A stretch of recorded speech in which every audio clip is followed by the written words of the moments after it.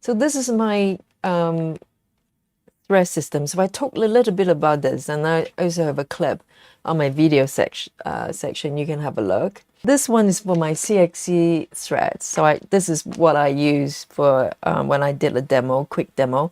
So you can see there are a lot of part needles here. So this is how I part my needles on top of the color numbers. So that kind of makes sense. It makes a lot of sense, and it's quick, so you can check whether you have one that's ready for you. And I'm not doing the same thing with the DMC, because with the 1/1 with a lot of color changes, I actually use a different system. So let me show you. I'm calling it system. It's just a thing I use. Okay, so with this one, I'm not parking on my thread holder here. I'm using this thing. So okay, so I've got one like this. I think this is the maximum I can zoom out. So I hope you can see it. All these little threads, they're attached to a needle, and they're parked based on the color numbers, if that makes sense. Let me see if I can zoom in a little bit more and focus. So this is a piece of foam. It's actually an ironing board. There's a type of ironing board. It's made of almost felt-like material. So you can part the needles on top. It's like a giant needle parking pad. And so I've got a couple of these ones in different sizes for different projects. So here, I just cut a strip of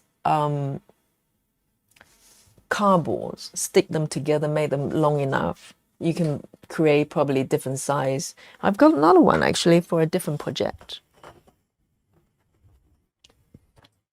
My God, this is all kicking off. I didn't plan to show you this, but so I've got another one that's smaller for my Gecko Rouge project. So you can see a lot of needles there. That's why I'm constantly buying needles. So the Gecko Rouge project, it's got 144 colors, so that's all I need. So it's a smaller board, and I'm using this board for that one single project. It's a massive project.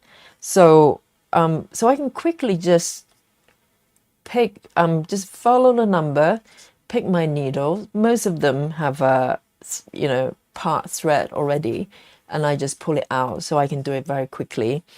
And same thing with this one. Let me just pop this aside.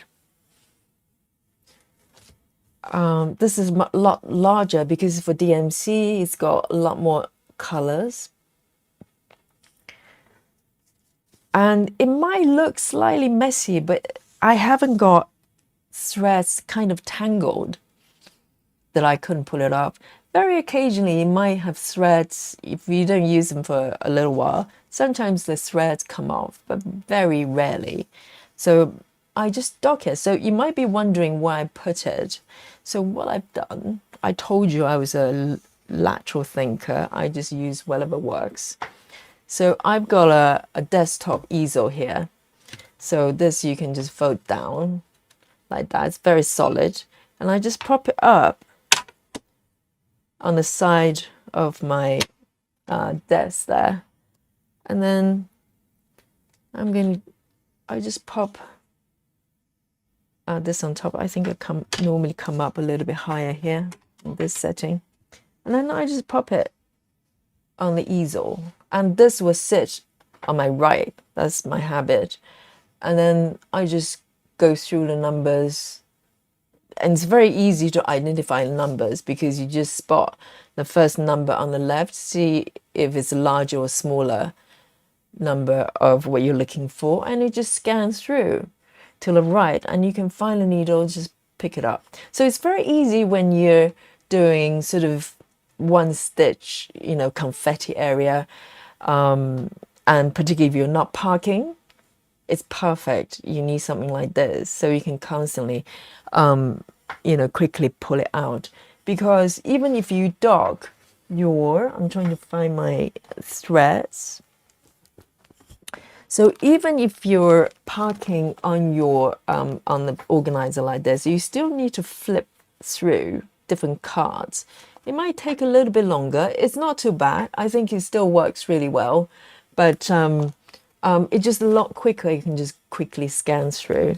So this is what I've been using for the past, maybe over 2 years. It kind of evolved to this thing, because originally I was trying to find some sort of foamy thing that I could just, stab my needles on. And it's not too bad if you're just dealing with maybe 20 colors. But when you have the whole set, it kind of just makes sense to have somewhere that's quite big. So